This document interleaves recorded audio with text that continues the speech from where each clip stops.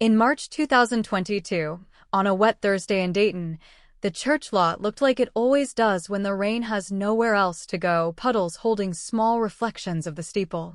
I sat in my car across the street, heater low, wiper slow, watching my sister carry a velvet box through the side door of St. Luke's.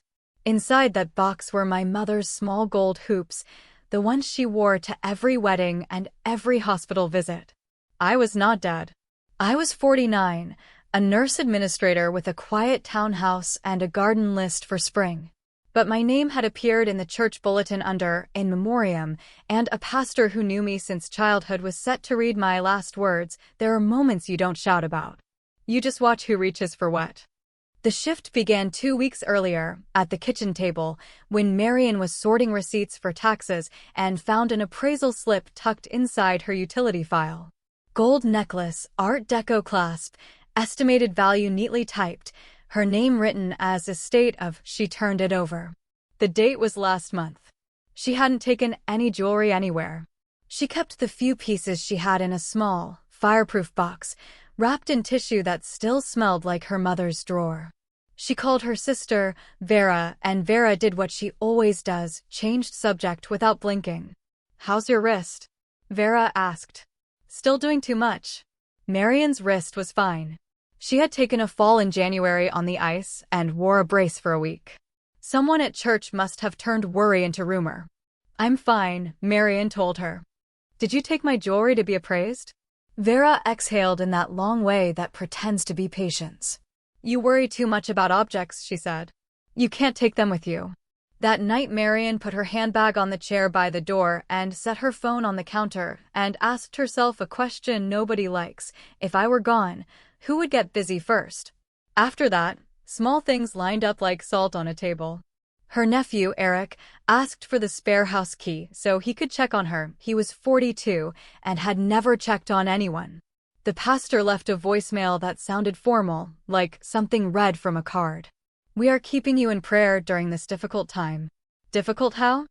Marian's manager at the hospital said 3 different people had called Human Resources to ask about bereavement policies for a close relative, but no one on her team had a loss. When she stopped by Vera's place with lemon bars, she noticed a printed list on her desk, heirlooms, distribution, column with names and checkmarks. Their mother's hoops were already beside Vera's name. Her grandmother's thin wedding band sat next to Marian's name, circled. Marian asked for coffee. Vera said the machine was broken and talked about lilacs. Marian started wearing everything she loved out of the house. Not to flaunt, just to keep the pieces with her. On Tuesdays, she wore the narrow band on a chain under her scrubs. On Thursdays, the hoops. She felt like a child guarding marbles in her pocket. She also changed the box code and moved the inventory list to a plain folder labeled Appliance Warranty. By the following Sunday, St. Luke's Bulletin listed a memorial for M.R. Ellis, which was Marian's name and also her grandmother's. Someone had leaned on ambiguity and called it compassion. Marian watched how quickly people accept the story that costs them nothing. Proof came like winter sunlight, thin but impossible to ignore. The jewelry store owner, Mr. Patel, who had known her family for 30 years, called her at lunchtime. His voice was gentle. "I wanted to confirm the time for pickup," he said.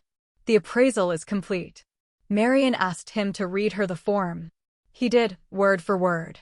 The signature was V. Ellis, her sister's married initial, with a note, "Owner terminal, family preparing arrangements." He paused. "I am sorry for your loss," he added out of habit. Marian asked if there was a recording of the intake. He said there was not, but he remembered the conversation. "Your nephew mentioned an urgent need for valuation," Mr. Patel said. "For the church list."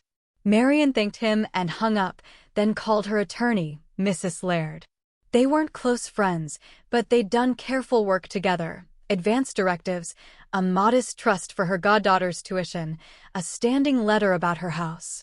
Allison Laird listened without interrupting. "You're not sick," she said. "You haven't authorized distribution. And there is no death certificate." She asked Marian to forward photos of the list and the appraisal slip. "People show you who they are when there is ambiguity," Mrs. Laird said. "Keep them in the open. Don't warn them." That night, the pastor texted, "Would you like me to read a note in your voice? Sometimes it comforts the living." A strange phrasing, but he meant well. Marian replied, "Yes. I'll send something tomorrow." She wrote for an hour. Not a eulogy, not a scolding. Just a simple page. What mattered to her, who helped her, and a plain sentence on property. "Anything not explicitly bequeathed remains with me, in my care, until lawfully transferred," she added. "My wish is less for objects than for decency." She printed it and slept well for the first time in days. Preparation was not dramatic. It was a calendar, a couple of errands, and a clean kitchen. On Tuesday, Marian visited the bank and moved the heirlooms to a safe deposit box in her name only, leaving a sealed list inside with photographs paper-clipped to the inventory. She placed harmless decoys in the home box, a few gold-tone pieces, and an old chain clasp that looked expensive until you felt the weight. On Wednesday, she met with Mrs. Laird. They drafted a short addendum to her trust, specifying charitable bequests and a donor-advised fund for nursing students, triggered only by official documentation. "We're not punishing anyone," Alison Laird said, not unkindly. "We're recording reality." They also prepared a simple letter to St. Luke's, clarifying that any memorial was at the discretion of the church and that Marian was not deceased. "No legal friction with the church," Mrs. Laird said. "Compassion with backbone." On Thursday morning, Marian set a small voice recorder in the pocket of her coat and placed the coat on the back pew, where she planned to sit. Not to trap anyone, just to keep a record of what words sounded like when people thought they were safe. At noon, she drove to the church, parked across the street, and watched. Vera arrived first, balancing the velvet box and a tote. Eric followed with a clipboard. Marian saw him pull her spare key from his pocket and flip it in his hand while he talked to the pastor at the side door. Their bodies were easy. They looked like people moving furniture before guests came. Marian texted Mrs. Laird, "Here." She replied, "Light and patience." Marian waited until the sanctuary filled. Familiar faces. Neighbors who taught her to ride a bike. A retired surgeon from the hospital who always remembers birthdays. The chatter softened into that church hush that isn't silence so much as agreement. The organist played a hymn her mother loved. Her name, her grandmother's name, the sound passed through people and out again. The pastor began with scripture, then reached for the sheet Marian had given him. He read it exactly, carefully, and slowly. When he reached the sentence about property remaining in her care until lawfully transferred, he glanced up, not confused, simply letting the words mean what they mean. Meanwhile, in the side hallway, the tote had tipped open. Marian saw the edge of her jewelry roll, the one with the tiny blue tie. Eric knelt to unknot it. He looked like a boy about to peek at a birthday gift. Vera whispered, "Careful." A friend of Marian's from the choir saw them and, thinking only of being helpful, brought the tote into the sanctuary and set it in the front pew for the family. It sat there, in plain view, as the pastor read the last line. "My wish is less for objects than for decency." Marian did not make a scene. She stood from the back pew and walked down the center aisle. It is amazing how loud shoes sound when no one expects to hear them. She reached the front pew and sat down beside the tote. She opened it, lifted out the jewelry roll, and set it on her lap. Then she placed her hand over the velvet box and looked at her sister. Vera stared past her to the windows, as if the glass could hand her a script. The pastor did something generous. He said, softly, into the microphone, "Friends, Marian is with us." No drama. No apology for anyone. Just a fact. He set the microphone down and stepped aside. Marian leaned toward Vera. "We'll sort this at home," she said, barely above a whisper. Vera said nothing. Eric looked smaller than his age, suddenly aware of the clipboard in his hands. On it was a column that read, "Disperse after service." Marian's name appeared beside 3 items with a faint pencil line through each. Marian picked up the clipboard and folded it in half, then in half again, and placed it inside her purse. Revenge, if you need the word, was not the walk down the aisle. It was what came after, a notarized letter delivered that afternoon to Vera and Eric, not accusing, simply recounting. It contained photographs of the inventory secured at the bank, a transcript of the addendum, and a note from Mrs. Laird citing the statute on attempted conversion. It also included a charitable pledge card in their names, on which Marian had already made modest donations to the church's heating fund because the sanctuary is cold in February, and to the nursing scholarship. The letter closed with one sentence: "Where there is confusion, I prefer clarity." No police. No shouting. No social media. Just clear lines. The consequences unfolded in small, human ways. The next day, Vera returned Marian's house key in an envelope left on her porch. No note, just the key. A week later, she texted a single line: "I overstepped." Marian replied, "I need distance." Vera wrote back, "Understood." At church, the pastor shook Marian's hand and looked a little embarrassed, at himself, she thought, for not asking better questions sooner. "We shouldn't have moved so fast," he said. Marian told him she understood how rumors grow legs. He asked if she wanted the bulletin corrected. She told him to leave it be and add a line in next week's page about clarity. He smiled. "I will find the right words." 2 weeks later, Marian scheduled a quiet meeting with Mr. Patel to retrieve the appraisals and confirm nothing else had been submitted. He apologized again for his assumption. She told him they were all learners in this. He placed the velvet box on the counter, and she felt the weight of the hoops in her palm. She didn't cry. She did what her mother would have done: checked the clasps, wiped them with the corner of a cloth, and placed them in a small envelope. By April, the donor-advised fund was established in her mother's name. The first small scholarship application arrived from a single mom working night shifts while finishing her registered nurse degree. Marian read it twice at the dining table, the way you read something you want to honor with your attention. She wrote the check and took a slow walk afterward, passing the cottonwoods by the river, the water high from spring melt. At home, she opened her fireproof box and made a new list. Not of objects. Of people who kept their hands open. By autumn, the air held that clean edge that makes you think of school supplies and new socks. Marian went back to St. Luke's for the community supper and sat with the sewing circle even though she didn't sew, just to hear the small talk that keeps a neighborhood alive. Vera came, late, with a casserole. They didn't sit together. They didn't avoid each other either. She carried a quietness that looked like thought. Marian carried a quietness that felt like a boundary. They'd spoken since about practical things: their aunt's knee surgery, the fence behind her garage, but not about that Thursday. Some stories don't need to be retold. They need to be remembered correctly. The jewelry sat where it belonged, used on simple days. Marian wore the hoops on grocery runs and the band on a chain when she watered the geraniums out back. The garden was ordinary this year. Tomatoes, mint, basil. Often, she stood in the small square of morning sun by the kitchen sink and thought about how people show themselves, how clarity costs less than anger. On quiet evenings, she passed the church and saw her reflection in the puddle by the curb, the steeple behind her, the sky the color of tin, and she thought, this is enough. Keys returned. Names honored. Hands open. But the story did not end there. Because silence carries weight, and what you don't say can shape more than what you do. In the weeks following that Thursday at St. Luke's, Marian began to see the outline of the life she had been given back, not the one interrupted, but the one clarified. The first Monday after the memorial that wasn't, Marian returned to work at the hospital. She parked in her usual spot beneath the oak tree on the west lot and carried her coffee through the employee entrance the way she had for nearly 20 years. Her manager, Carol, waved from the nurse's station but didn't ask questions. A few colleagues offered brief nods of acknowledgement, the kind people give when they know something happened but aren't sure what to call it. At lunch, one of the surgical nurses, a woman named Denise, sat across from her in the cafeteria. "You okay?"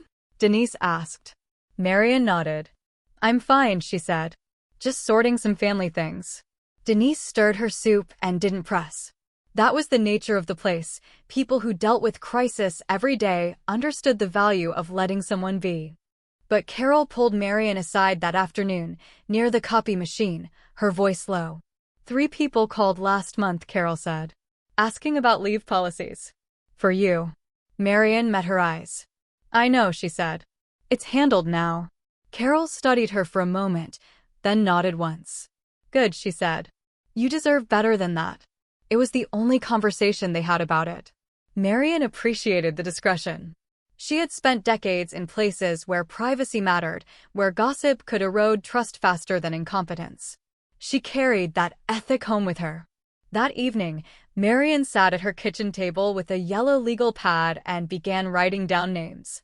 Not for revenge, not for exclusion, just for clarity. She wrote the names of people who had called the hospital without asking her first. She wrote the names of people who had stood silent in the sanctuary, who had not questioned the bulletin, who had looked at her with pity instead of curiosity. Then, on a second sheet, she wrote the names of people who had done differently. Denise, who asked with care. Carol, who protected her professionally. The retired surgeon, Dr. Hayward, who had texted her the night before the service, saw the bulletin. Are you coming? She replied simply, yes. He had written back, good. I'll save you a seat. He had not assumed. He had not organized. He had simply offered presence. That mattered. Marian folded the second list and placed it in the drawer beside her mother's recipe cards. The first list she fed into the shredder by the desk.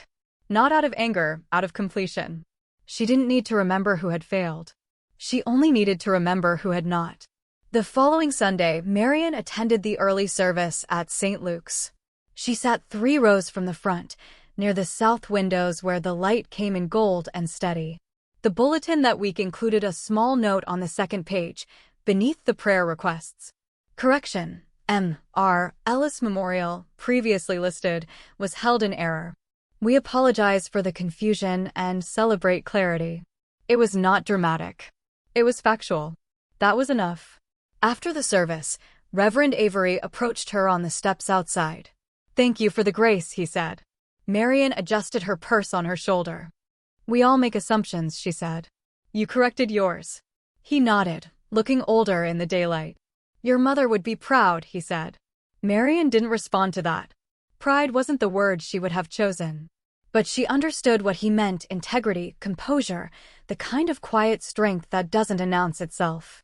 She walked home that morning instead of driving. The air smelled like cut grass and diesel from the buses on 3rd Street. She passed the library, the bakery with the yellow awning, the corner store where she bought her newspapers. It was a neighborhood she had known for decades, and it looked different now, not because it had changed, but because she had. At home, she made tea and sat by the window in the front room, the one that faced the maple tree her mother had planted in 1976. The tree was old now, its roots lifting the sidewalk in small waves.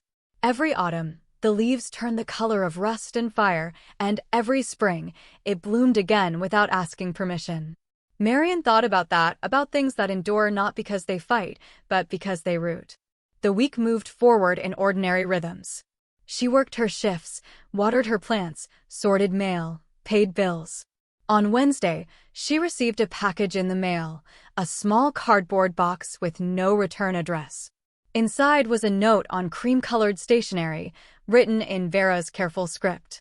I should have asked first. I should have trusted you. I'm sorry.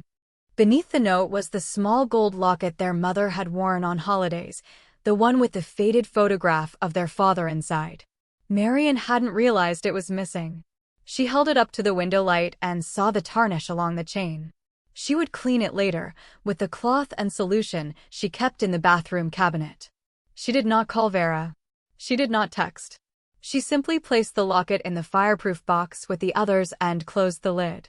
Forgiveness, she had learned, was not the same as reconciliation. You could offer one without granting the other. She was not angry. She was simply aware.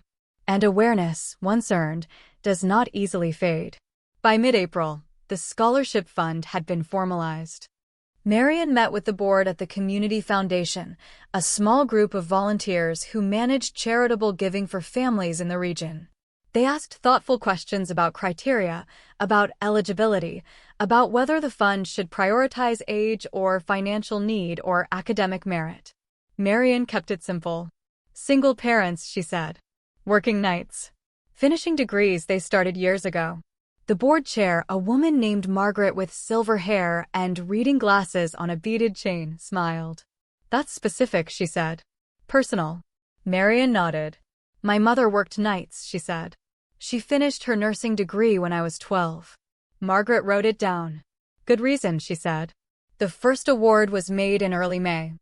The recipient, a woman named Janelle, was 38 and raising 2 sons while completing her clinicals at a hospital an hour north. She wrote a thank you note on lined paper, the handwriting careful and grateful. This changes everything, she wrote. I don't have to choose between rent and textbooks now. Thank you for seeing people like me. Marian read the note twice, then folded it and placed it in the folder labeled Fund Correspondence. She did not frame it. She did not post about it. She simply let it sit beside the bank statements and the board minutes, a small piece of evidence that money, when directed clearly, could mean more than possession. That Saturday, Marian invited her goddaughter, Lucy, over for lunch. Lucy was 23 now, finishing her master's degree in social work at a university 2 hours east. She arrived with a bag of apples from the farmer's market and a bottle of sparkling water. They ate sandwiches at the kitchen table and talked about Lucy's thesis, about her internship at a youth shelter, about the apartment she was hoping to rent in the fall. How's your family? Lucy asked, picking at the crust of her bread. Marian paused, then answered honestly. Complicated, she said. But manageable. Lucy nodded. She had grown up around Marian's family, had seen the dynamics, the way Vera organized everything, the way Eric drifted in and out of responsibility, the way Marian kept a quiet center. You're good at boundaries, Lucy said. I'm still learning that. Marian smiled. It takes time, she said. And practice. Lucy stayed for 2 hours, then hugged her goodbye on the porch. Marian watched her drive away, the old sedan rattling at the stop sign before turning left toward the highway. Later that evening, Marian updated her trust documents. Not because anything had changed legally, just because she wanted the record to reflect intention clearly. She added a codicil specifying that Lucy would receive a small bequest for graduate school expenses and that the nursing scholarship would continue in perpetuity, funded by the investments she had quietly built over 30 years of careful saving. Mrs. Laird reviewed the changes over the phone. You're thinking ahead, she said. I'm thinking clearly, Marian replied. Good, Allison Laird said. That's the same thing. By June, the routine had settled. Marian worked 4 days a week, took Fridays off to garden and run errands, and spent Saturday mornings at the farmer's market near the river. She bought tomatoes from the same vendor every week, a man named Miguel who remembered her preference for heirlooms. She bought flowers from a college student who sold bundles of wildflowers for $5 each. She kept the flowers in a mason jar on the kitchen counter, changing the water every other day, trimming the stems when they softened. One Saturday in late June, she ran into Dr. Hayward at the market. He was buying peaches, his canvas tote slung over one shoulder. Marian, he said, smiling. How are you? Good, she said. You? Busy, he said. Grandkids visiting next week. They talked for a few minutes about nothing important, the weather, the hospital's new electronic record system, the construction on Maple Avenue. Then he said something that surprised her. I'm glad you're still here. Marian looked at him, unsure what he meant. He clarified, gently. After that mess at church, he said. Some people would have left. Found a new place. Marian shook her head. It's my church too, she said. I'm not the one who should leave. Dr. Hayward nodded, his expression thoughtful. Fair point, he said. They parted with a wave, and Marian walked home with her bag of vegetables and a small bunch of basil. She felt lighter than she had in months, not because anything dramatic had happened, but because the small frictions of daily life had smoothed into something manageable. That evening, she sat on her back porch with a glass of iced tea and watched the light fade from the sky. The neighborhood was quiet except for the distant sound of children playing in the yard 2 houses over. A dog barked once, then stopped. The air smelled like cut grass and charcoal from someone's grill. Marian thought about the memorial that wasn't. About the bulletin, the velvet box, the clipboard with her name crossed out. She thought about how easily people can decide your story for you if you let them. but she had not let them. She had walked into the room where they thought she wouldn't be, and she had stayed. By August, Vera had begun attending a different service time at St. Luke's, the Saturday evening mass instead of Sunday morning. Marian didn't know if it was intentional or convenient, but either way, it created space. They saw each other occasionally in passing at the post office, at the grocery store, and exchanged brief, civil words. "How's your week?" Vera asked once, near the cereal aisle. "Good," Marian said. "Yours?" "Fine," Vera replied. They did not linger. They did not pretend. It was the kind of relationship you have with someone you used to know better, polite, distant, careful. Eric, on the other hand, had gone quiet. Marian hadn't heard from him since the letter was delivered in March. She assumed he was embarrassed, or perhaps indifferent.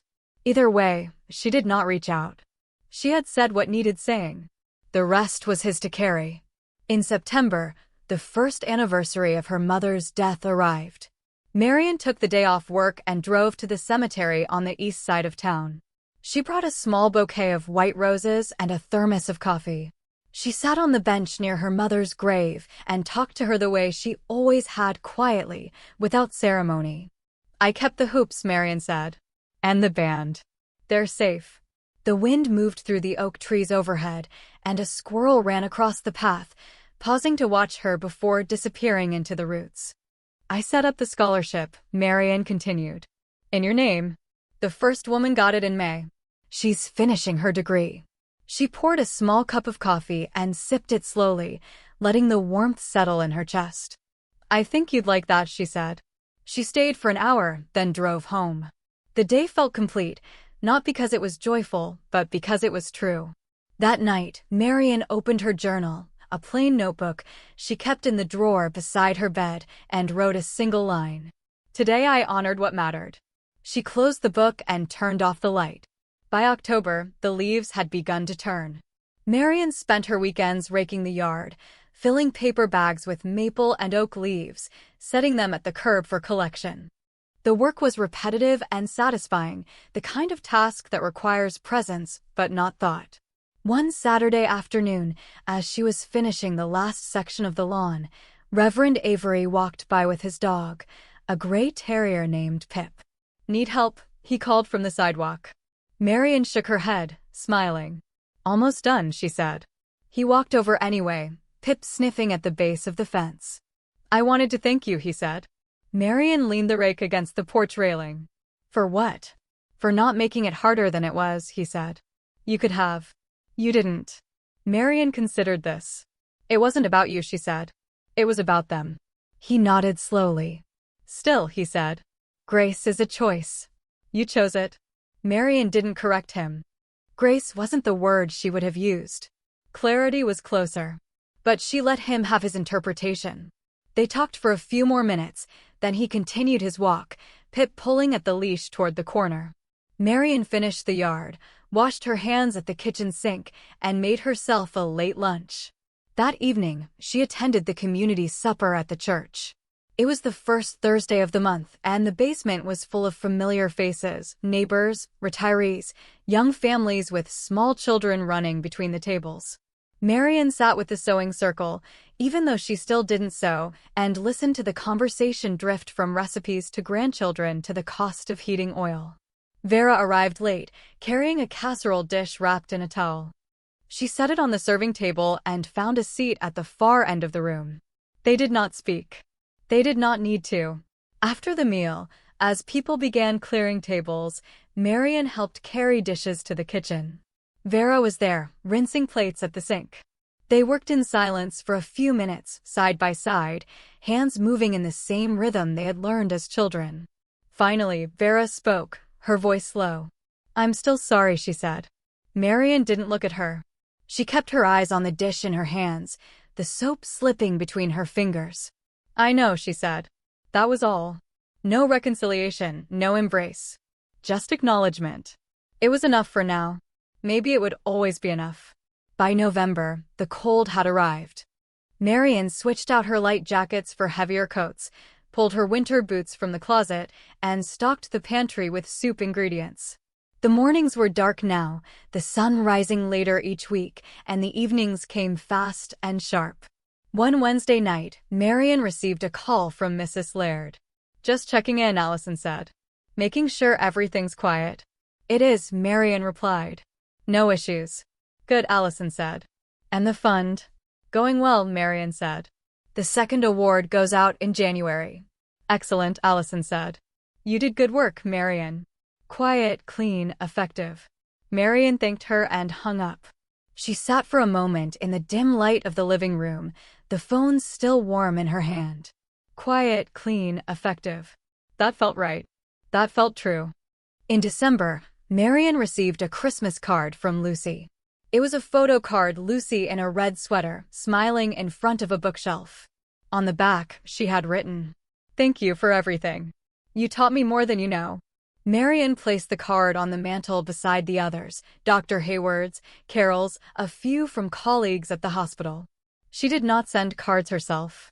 She preferred phone calls or small gifts delivered quietly. On Christmas Eve, Marian attended the candlelight service at St. Luke's. The sanctuary was full, the air warm with bodies and breath. She sat near the back, holding a small white candle, waiting for the moment when the lights would dim and the flame would pass from person to person. When it came, she held the candle steady, letting the light catch and spread. She thought about the year, about the appraisal slip, the distribution list, the walk down the aisle, about how a single moment of clarity can reshape everything that follows. The choir sang Silent Night, and Marian sang quietly along, her voice blending into the others. She was not a soloist. She had never wanted to be. She was content to be part of the sound, to add her small note to the whole. After the service, she drove home through streets lined with lights, white, blue, red, gold, each house glowing softly in the winter dark. She parked in her driveway, turned off the engine, and sat for a moment, listening to the engine tick as it cooled. Then she went inside, hung her coat by the door, and made herself a cup of tea. She sat at the kitchen table with the lights low and the house quiet, and she thought about the year ahead. There would be more scholarships to award, more shifts at the hospital, more mornings at the farmer's market, more evenings on the porch, more days where nothing remarkable happened, and that was enough. She finished her tea, rinsed the cup, and went to bed. By January, the new year had settled into its rhythm. Marian returned to work after the holidays, her desk organized, her schedule clear. The second scholarship recipient was announced, a man named Robert, 45, finishing his nursing degree while working full-time at a nursing home. He sent a brief email of thanks, and Marian replied with equal brevity. The snow came in late January, covering the streets and sidewalks in a thick, quiet layer. Marian shoveled her driveway, salted the steps, and walked carefully to her car each morning. The cold was sharp but manageable. She had lived through worse winters. One Saturday in February, she sat at her kitchen table and reviewed her finances. The investments were steady. The scholarship fund was secure. The house was paid off. She had enough, and more than enough. She thought about what that meant, enough. Not excess, not luxury, just sufficiency. It was a word her mother had used often, usually in the context of dinner or chores or expectations. "This is enough," her mother would say, setting a plate on the table. "We don't need more." Marian had learned that lesson early. She had carried it through her life, through her career, through the quiet accumulation of savings and the careful distribution of resources. Enough was not a limitation. It was a boundary. It was freedom. That evening, she opened the fireproof box and looked at the inventory list she had made the year before. The list of people who kept their hands open. She read the names slowly, remembering each face, each gesture, each moment of unexpected kindness. Then she closed the box and placed it back in the closet. By March, a full year had passed since the memorial that wasn't. Marian marked the date quietly, without ceremony. She went to work, came home, made dinner, and sat on the porch as the light faded. The air smelled like thaw and mud and the first green shoots of spring. She thought about the puddle outside St. Luke's, the one that had reflected the steeple that rainy Thursday. She thought about sitting in her car, watching Vera carry the velvet box. She thought about the moment she stood from the back pew and walked down the aisle, her shoes loud in the silence. That moment had not been revenge. It had been reclaimed. She had taken back her name, her property, her story. She had drawn a line in daylight, and the line had held. Now, a year later, the line was still there. Fainter, perhaps, but visible. And she knew it would remain as long as she needed it. On a quiet evening in late March, Marian walked to St. Luke's after dinner. The church was empty, the doors unlocked, the sanctuary dim. She sat in the back pew, the same one she had sat in a year ago, and looked at the altar, the stained glass, the simple wooden cross above the lectern. She did not pray. She simply Saturday.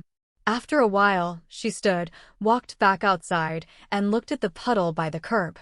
It was there again, as it always was after rain.